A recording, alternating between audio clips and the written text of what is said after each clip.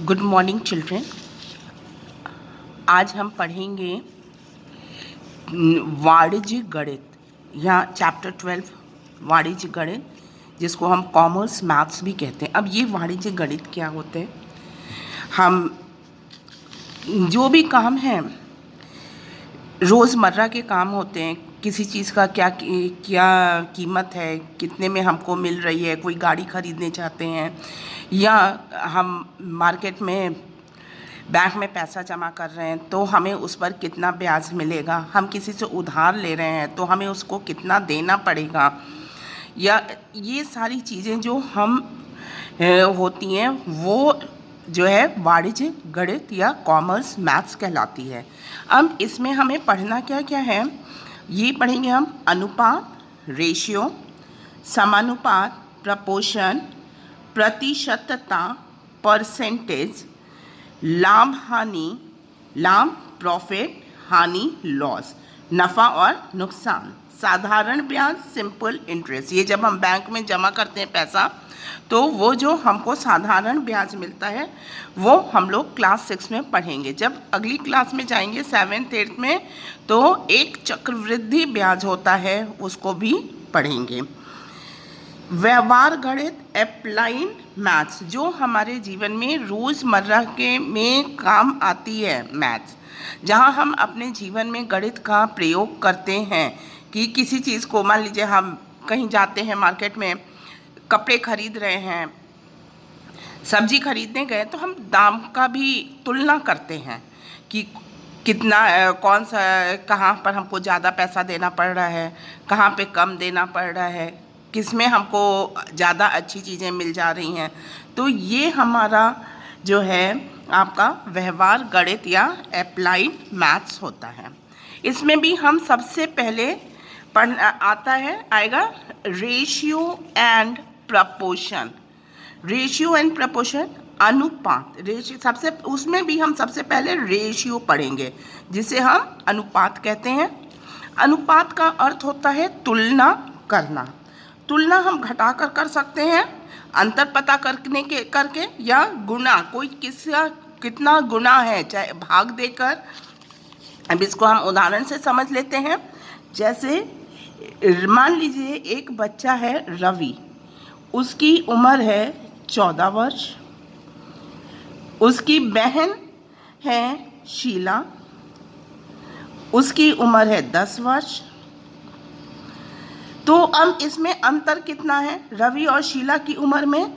तो हम 14 में से 10 घटा देंगे तो आ जाएगा 4 वर्ष। दोनों की उम्र में 4 वर्ष का अंतर। हम कह सकते हैं रवि शीला से 4 साल बड़ा है या शीला रवि से 4 वर्ष छोटी है।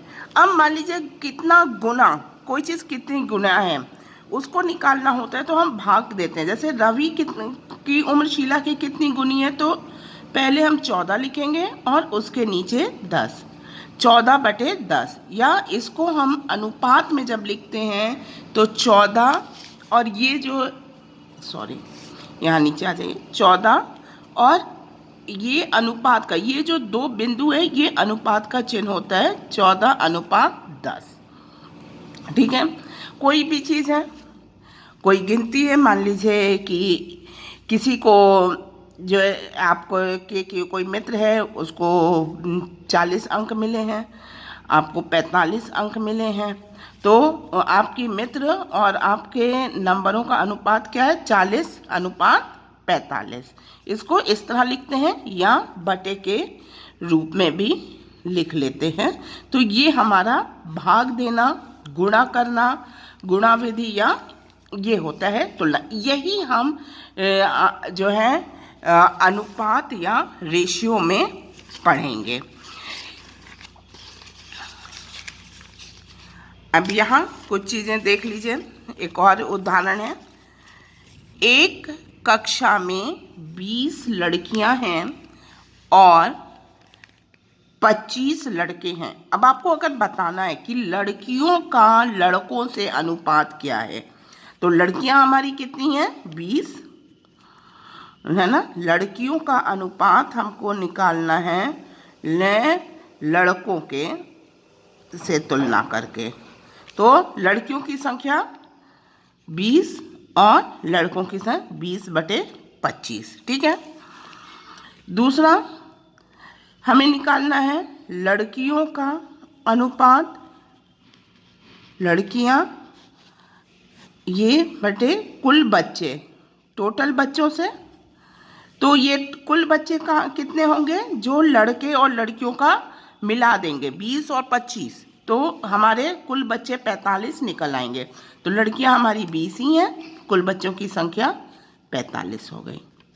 एक चीज़ और देखिए, अब यहाँ इसमें ये कुछ चित्र हैं बने हुए, इनका भी आप अनुपात निकाल सकते हैं चित्रों में। देख लीजिए यहाँ कितने चित्र हैं, और त्रिभुज का चतुर्भुज से अनुपात। तो अब हम इसमें गिन लेंगे कि त्रिभुज कितने हैं, 1, 2 और ये हमारा तीसरा चतुर्भुज। तो हम जो चीज़ पहले लिखी होती है उसको ऊपर लिख देते हैं। और चतुर्भुज कितने हैं हमारे पास, 1, 2, 3। ठीक है। तो 3 बटे नहीं, देखिए त्रिभुज हमारे पास 4 हैं, एक ये भी है, तो 4/3 हो गया। इसको हम लिखेंगे 4/3। इसी तरह वृत्त हमारे पास कितने हैं, 1 और 2, तो वृत्त हम ऊपर लिखेंगे 2। और कुल आकृतियाँ मतलब इसमें हम त्रिभुज, चतुर्भुज और वृत्त सबको गिन लेंगे। तो गिन लेते हैं हम, 1, 2, 3, 4, 5, 6, 7, 8, 9। तो वृत्त का कुल आकृतियों से अनुपात 2/9, ऐसे इसको लिख देंगे। चतुर्भुज है का कुल आकृतियों से, चतुर्भुज हमने गिना 3 था और कुल आकृतियों की संख्या हमने गिनी 9 थी, तो ये 3/9 हो जाएगा। ठीक है। कुछ और उदाहरण देख लीजिए आप। इसको और भी लिखने का तरीका घटाने वाला, और देखिए इसमें हम इस तरह से करते हैं। यहाँ पर ये है प्रथम स्तंभ, द्वितीय स्तंभ, दोनों का अंतर। तो यहाँ कितने सेब हैं, 1, 2, 3, 4, 5 और इसमें 3 है। इन दोनों में अंतर कितने हैं, 5 में से 3 घटा दिए, 2 सेब।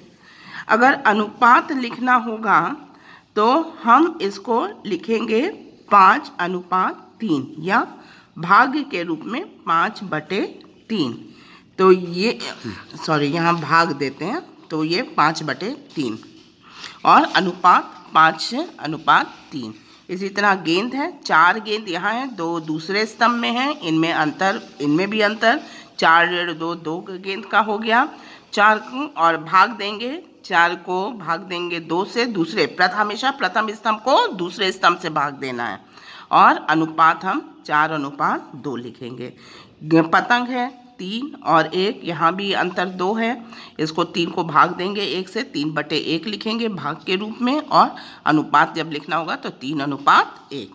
इसी तरह आपका बैगन, यहाँ 2 बैगन है, इसमें दूसरे स्तंभ में 1 है, इसमें अंतर 1 है, 2 ऋण 1 1 हो गया, और 2 को डिवाइड कर दिए 1 से, तो 2/1 और अनुपात 2:1। इसको जब इंग्लिश में अनुपात को 1:2 बोलते हैं।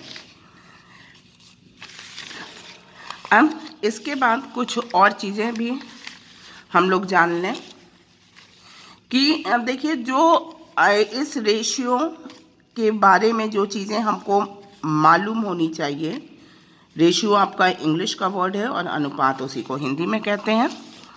तो इसमें है देखिए, 2 समान राशियों को कितने गुणा के रूप में व्यक्त करने को, वो कोई चीज़ किसके कितनी गुणा है उसको जब व्यक्त करते हैं तो हम उसे अनुपात कहते हैं। अब एक उदाहरण आप ले लीजिए कि मान लीजिए आप एक ट्रैक्टर खरीदने जा रहे हैं,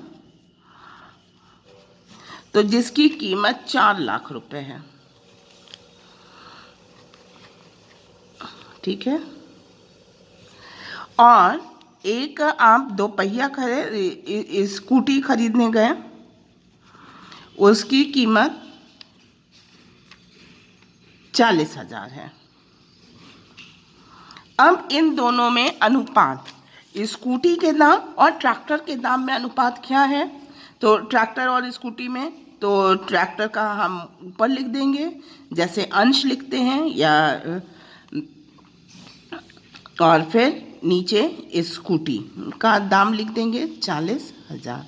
अब ये कितनी गुनी है इसको भाग दे देंगे। ये देखिए 0 0 कट जाएगा, ये 0 कट जाएगा, फिर 4 1 ज़ा 4, 4 10 ज़ा 40, तो 10/1। तो हम कह सकते हैं कि ट्रैक्टर स्कूटी से 10 गुना ज़्यादा दाम हमें देना पड़ेगा। ठीक है। इसी तरह अनुपात दो संख्याओं, ये दूसरा देख लीजिए, दूसरा पॉइंट, अनुपात दो संख्याओं की भाग द्वारा तुलना है। जब हम भाग दे के तुलना करते हैं तो वही अनुपात या रेशियो कहलाता है, जिससे ये ज्ञात होता है कि एक संख्या दूसरी संख्या की कितनी गुनी है अथवा कौन सा भाग है। ठीक है। तो इस तरह से ये रेशियो का एक हो गया, और कुछ और एग्जाम्पल्स भी हम लोग देखेंगे और बात कर लेते हैं। दो राशियों, एक चीज़ और समझ लीजिए, किसी भी, मान लीजिए कोई भी दो अंक है, कोई भी दो अंक, एक अंक हम ए ले लेते हैं और दूसरा बी, तो इसको जब रेशियो में लिखेंगे तो ये A/B होता है, या A/B ऐसे फ्रैक्शन में लिख सकते हैं। लेकिन A/B बराबर नहीं होता है B/A। अब आपको कोई भी दो संख्या ले लीजिए 3 और 5, तो अगर मान लीजिए A की जगह 3/5 लिखेंगे तो वो 5/3 के बराबर नहीं है। ये दोनों अलग हैं, लेकिन ये एक दूसरे के उल्टे हैं। 3/5, तो और ये इसको हम व्युत्क्रम कहते हैं। ठीक है। ये एक दूसरे के व्युत्क्रम हैं, जो उल्टे हो जाते हैं और उनको हम व्युत्क्रम कहते हैं। ठीक है। अब दूसरी बात कि इसमें से दो राशियों में अनुपात ज्ञात करने के समय इनमें से कोई भी राशि शून्य नहीं हो सकती, यानी कि अब हम 0:5 या 3:0 ये हमारा रेशियो नहीं होगा, क्योंकि शून्य से कोई तुलना नहीं होगी। तुलना तभी होगी जब यहाँ पर भी कोई राशि हो जो शून्य ना हो। ठीक है। फिर दो राशियों की तुलना हम करेंगे तभी जब दोनों की इकाई एक ही हो। अब इसको भी समझ लीजिए, जैसे यहाँ पर 500 ग्राम है और ये 2 किलोग्राम है। अब ये तो ग्राम हो गया और ये किलोग्राम हो गया, इनकी तुलना हम नहीं कर सकते, हमें इनको बदलना पड़ेगा। या तो हम किलोग्राम को ग्राम में बदल दें या ग्राम को किलोग्राम में। पर जब हम तुलना करते हैं तो प्रयास करते हैं कि बड़ी इकाई को छोटी इकाई में परिवर्तित करने का। तो हमको पता है कि 1 किलोग्राम में 1000 ग्राम होते हैं, तो हमारा जो 2 किलोग्राम है ये बराबर हो जाएगा 2 × 1000 बराबर 2000 ग्राम। अब जब ये भी ग्राम में हो गया और ये हमारा पहले से ग्राम में, तब इनकी तुलना हम कर सकते हैं 500/2000। और फिर इन दोनों को देखिए भाग दे देंगे, दोनों ऊपर नीचे एक ही संख्या से। पहले तो जो इसमें 2 शून्य और नीचे 2 शून्य, इनको काट दिए, और फिर ये 5 और 4, 5 से 20 में चला जाएगा, 5 एकम 5, 5 चौके 20। तो इसका अनुपात 1/4 या 1:4, 1:4 हो गया। फिर आप देखिए इसी तरह 40 सेंटीमीटर और 1.5, तो 40 सेंटीमीटर मीटर बड़ा है, हम 1.5 मीटर को सेंटीमीटर में बदलेंगे तो 100 से गुणा करते हैं। 1 मीटर में 100 सेंटीमीटर होता है, तो ये आपका हो गया। एक देखिए, एक शून्य से तो ये दशमलव हटेगा और एक बचेगा, तो ये हमारा हो जाता है 150 सेंटीमीटर। अब हम 40 का 150 सेंटीमीटर, 40 सेंटीमीटर 150 सेंटीमीटर, 0 0 कट गया, 4/15, ये हो गया हमारा 4:15। ये रेशियो हो गया इसका। इसी तरह 30 मिनट और 2 घंटा। अब यहाँ पर कौन सा बड़ा है? सोचिए, घंटा बड़ा है। 1 घंटे में कितने मिनट होते हैं? 60 मिनट। 2 घंटे में कितना हो जाएगा? तो हम 60 से गुणा कर देंगे, ठीक है। तो 2 से 60 से गुणा करेंगे तो 120 मिनट्स हो गए। अब इसको हम जब करेंगे अनुपात तो 30 ऊपर लिखेंगे और नीचे 120। ये इसका भी 0 0 कट गया। 3 3 1 सा 3 3 4 सा 12। तो ये 1/4 इक्वल टू 1:4 हो गया, ठीक है। अब इसके बाद और हम रेशियो में क्या करते हैं, अनुपात को सरलतम रूप में पहले भी हमने किया है और हम कैसे करते हैं ये भी समझ लीजिए। जैसे 36 को तो इसको पहले हम फ्रैक्शन के फॉर्म में लिख लेंगे और 36 और 24 का आप HCF निकाल लीजिए, ठीक है। तो जब आप निकालेंगे इसको 18 2 9 3 3 ज़ा 9 3 1 ज़ा 3 और 24 को करेंगे 2 12 6 2 3 3 1 ज़ा 3। तब देखिए इसका HCF आ जाएगा। इसमें भी 2 2 और 1 3 है, इसमें भी 2 2 और 1 3 है, 2 2 और 1 3, ठीक है। तो 2 दूना 4 और त्रिके 12। तो इसको हम 12 से भाग देंगे। 12 से भाग देंगे तो 12 3 36 और 12 दूना 24। इसका जो अनुपात है 3:2 हो गया। अब 48/72।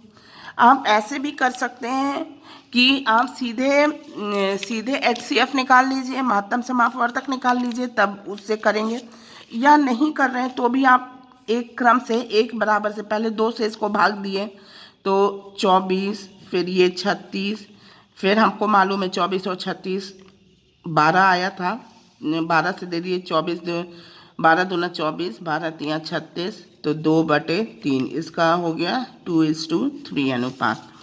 इसी तरह 15 और 25 है, इसमें क्या है 5 से दोनों कट जाएंगे तो 5 3 15, 5 बचे 25, तो 3/5 ये हो गया 3:5। इसी तरह करना है।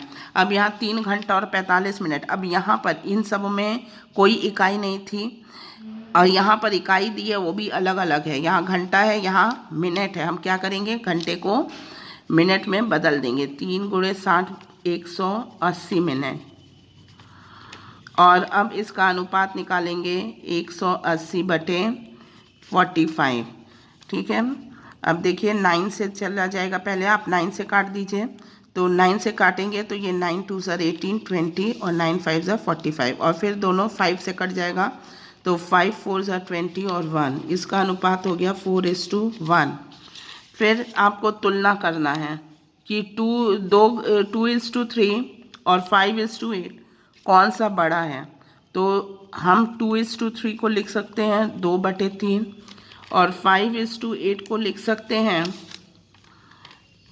5/8। अब हम क्या करेंगे, जैसे भिन्न की तुलना करते थे उसी तरह इन दोनों का हर जो है डिनोमिनेटर हम जो है सेम कर लेंगे।